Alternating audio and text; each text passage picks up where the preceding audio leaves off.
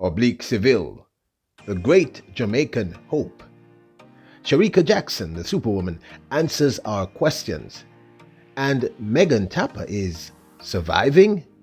Plus, solid times at Western Champs Boys Qualifiers. Welcome back to the channel, people. Welcome back to the channel. If this is your first time here, thank you for making it Peter Lloyd World. Go ahead, please hit the subscribe button so we can continue to grow. When you do that, go ahead and hit the notification bell so you know when the next video drops. We drop a video at least once a day here in Peter Lloyd World. Also, if you enjoy the content, please hit that like button. And finally, leave your thoughts. Are you ready for another multi-storied video? When ready? Yep, good to go. Well, Megan Tapper, the Tokyo 2020 Olympic 100-meter hurdles bronze medalist, says she is surviving. Now, we have not yet seen the 100-meter hurdle sensation open her 2023 season, but we know that 2022 proved to have been a challenging year for her. She made it as far as the women's 100-meter hurdles semifinals at the World Athletic Championships, put on a show but was unable to get through to the final. So I dub February Survivor Month. Morning. So we'd love to know what she means by Survivor Month. What do you think? I mean, in what way she's surviving? I'd love to hear your thoughts. What do you think she's talking about? In any case, we send our love to one of our favorites, Megan Tapper. I don't know about you, but we here at Peter Lloyd World are anxiously awaiting the opening of the Kemba Nelson 2023 season. Remember last year she ran that remarkable 10.88 at the national trials. She shared these pictures to her social media recently.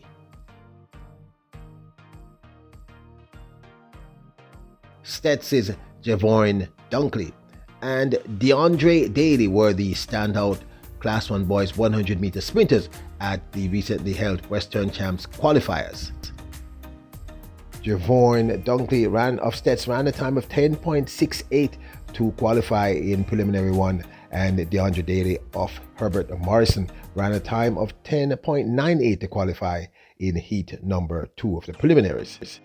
Shericka Jackson took to social media to ask us, her fans, what's up, giving us an opportunity to ask questions of her. As you can see, one was, we want to see you run the 400. She said definitely will be doing some this season. We're kind of really excited to see that her running. We know that she has a great love for the 400 meter, and of course, you know, she opened her season running the 400 meter recently, as you can see here, and won by a mile, as you can see, completely dominating in that event. She looked great doing so. Yes, she looked nice for real. What did you think of Boston? I told the people it was freezing, as you can see just from her look. I really enjoy when our track stars share, give us the fans an opportunity to speak with them, and she's always such a communicator. One of the reasons why I absolutely love her. Now, this young man, yep, Oblique Seville. Well, Oblique Seville is, I guess we would consider Oblique Seville the great Jamaican hope for the men class, the men's sprints in the 100 meters. Of course, you all know that Oblique Seville, well, if you don't know, Oblique Seville came fourth in the finals of the men's 100 meters last year at World Championships, barely missing the podium with a personal record of 9.86 second only to the old man himself, Johan Blake, who had a personal best time last year in 2022 of 9.85. Well, many of us were excited to see him run at the recently concluded Camperdown Classic, but it was not meant to be. We didn't see him, so of course his coach, the great Glenn Mills, who also coached, maybe you're not aware of it, but also for a time coach Johan Blake, and definitely was the coach of the remarkable world's fastest all time Usain Bolt. well, he had this to say. Now, I should state that Oblique Seville was put down to contest in the men's 60 meter at the Camperdown Classic, and of course, he didn't turn up, so questions were asked of his coach Glenn Mills regarding the young man's fitness. The legendary coach Glenn Mills assured us that, Oblique Seville is not injured. He said he has been training for the season, but we don't have special time set when he will be opening a season. So when the time comes, then he will run. His training has been going well because he is training and there are no injuries or anything like that. So he is quite okay. When pressed by the media to speculate as to what he anticipated would be happening for Oblique Seville for the 2023 season, Glenn Mill basically said, I don't have a crystal ball. I can't see what's going to happen in the future. So when he runs, we'll see what happens then, which was a sort of interesting and sort of cagey answer. But then that's Glenn Mills, he's kind of like Stephen Francis. We'd call him a wily old fox, so to speak, and I don't mean that in a disrespectful manner. But the truth of the fact is that this young man is the great hope. He's at this point, he is the person we see with the greatest chance to crack that top 3 barrier globally. His times last year were very impressive. And at one point, if you do remember, Glenn Mills said in an interview that he believed Oblique Seville could break Usain Bolt's world record.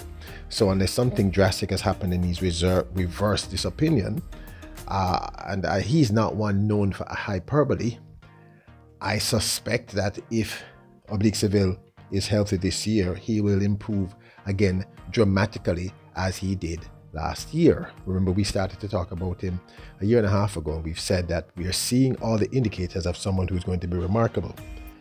So when we say that he is the great Jamaican hope for male sprinting, that's no hyperbole. He really is.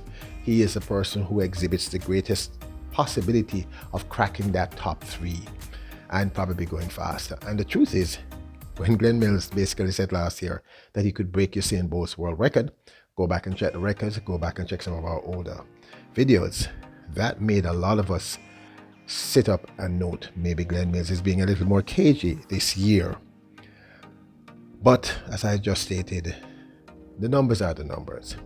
9.86 is a very impressive number. We believe he will go faster this year should he remain injury-free. And of course, we were wondering why he didn't open at the Camperdown Classic in that 60 meter. And I do find it a little strange that Glenn Mills is now saying basically, he'll open his season when he opens his season. That's a little strange.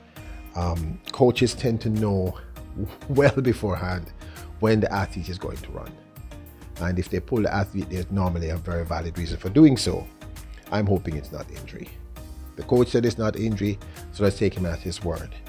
But the fact is, this young man, if he's injury-free and continues to progress at the rate he progressed in the last 2 years, he's going to be pure fire. And I'm going to say it again.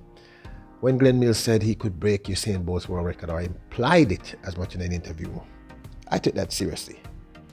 But this, of course, is my 2 cents. I'd absolutely love to hear your thoughts. Now, don't forget to hit the subscribe button, hit the notification bell, hit the like button. Remember, you are royals, kings and queens. Bless up!